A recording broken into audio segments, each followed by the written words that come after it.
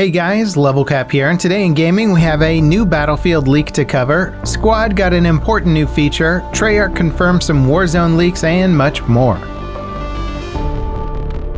This year's Battlefield game might have a map set in Japan, according to Tom Henderson. He tweeted out a new sketch that he says represents a scene from the game's reveal trailer. This time around, it's of a rocket launches viewed from what looks like the cockpit of a helicopter or jet. The drawing includes heads-up display elements like a minimap and payload option, as well as a lock-on indicator for an enemy jet. At the base of the rocket, Tom has drawn stick figures to represent players. There's also a tornado coming through the launch site. Tom replied to his sketch with a follow-up tweet linking to the Tanegashima Space Center in Japan on Google Earth. So it looks like both of his drawings detail a map set in Japan. Some of the replies to Tom's original sketch also suggested it was the Japanese Space Center. Unfortunately for us, Tom says the new sketch will be his last to avoid spoilers, which is a bit ironic considering he's spoiling the entire game. Irony aside, his leaks have certainly proven to be interesting at the least. There's also a possible hint in his latest sketch that Battlefield 2021 reveal trailer will be released on May 2nd. The heads-up display in the sketch has 0205 in it. Most Europeans list dates as day 1st, followed by the month and year. We're almost certain that DICE are releasing the reveal trailer next month,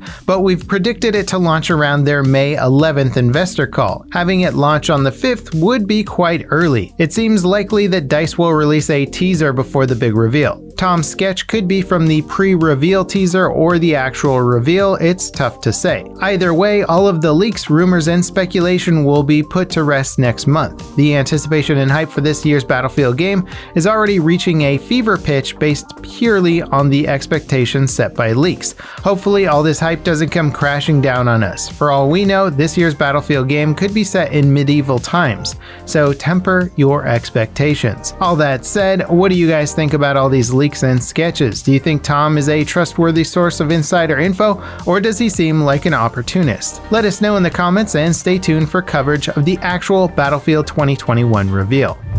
Milsim shooter Squad just got a new update that packs a very important new feature. The version 2.5 update adds a replay system to the game. Players can create and manage full replays of their matches. Automatically recording matches is an optional feature. Once a replay is made, you can rename it and save it. Saved replays can be opened and reviewed in-game. The feature isn't totally polished up though. Fast forwarding and rewinding can crash the demo.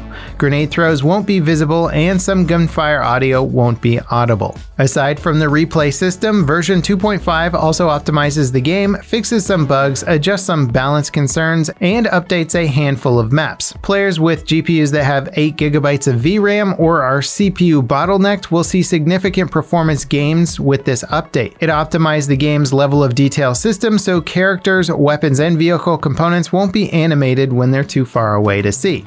Beyond these changes though, the rest of the patch notes aren't anything to write home about. They're mostly minor bug fixes and balance changes. That said, the developers are working on a variety of known issues introduced in the 2.0 update. None of the outstanding problems are all that major though. Data miners have uncovered several quest files in Cyberpunk 2077's latest update. They appear to reference an unreleased DLC set in the game's Pacifica region. While most of the text in these files is just placeholder gibberish, some of it references characters and locations present in the game. The developers already announced Cyberpunk is getting at least 2 DLC expansions with free DLC content in between. So these data mines are probably pointing at real DLCs and not just placeholder or dummy assets. Treyarch released a teaser trailer for Warzone and Cold War's Season 3 update. It shows the character from Cold War tracking Adler. They discover that he's been taken to Verdansk and leave to find him. This pretty much confirms recent leaks suggesting Warzone's map is being updated with a Cold War theme. The Season 3 update is probably going live on the 22nd. An in-game event will happen on the 21st that will likely see Verdansk Dam blow up and flood the map in a nuclear missile strike.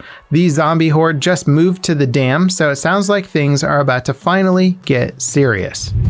Apex Legends hit 100 million players this week. To celebrate, the developers released a trailer thanking the community and promising big things are in the works for the game's future. It also has what looks like a teaser for a new map and a cryptic date at the end. Leaks and data mines suggest the map teaser is an update to Olympus that transforms it into a nighttime location, complete with neon lights and Mirage's party barge. There's also a hint that a previously leaked legend named Valk is being added to the game. Valk's abilities include a VTOL jetpack hover, and a character is seen in the trailer flying through the sky. It seems likely that this new legend and map update will launch on the 19th, which is the date at the end of the trailer. Season 9 of Apex Legends will launch later and might add a new legend called Blisk to the game that has an auto-titan ability. Minecraft's next major update has been delayed and split into 2 releases. Caves and Cliffs has been pushed from this summer to a completed release by the end of the year.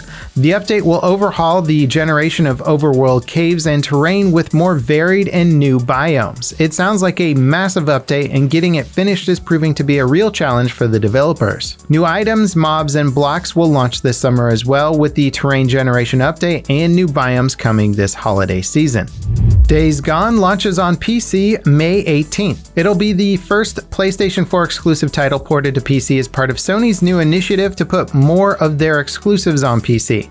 Days Gone is currently available for pre-order on Steam and for the Epic Game Store. The PC port includes ultra-wide support, an unlocked frame rate, FOV slider, improved detail and draw distance, mouse and keyboard support of course, and more. Nvidia are warning would-be customers that their GPUs will be in short supply for most of 2021. They'd previously said to expect the situation to improve over the summer, but the ongoing semiconductor shortage is hampering their plans.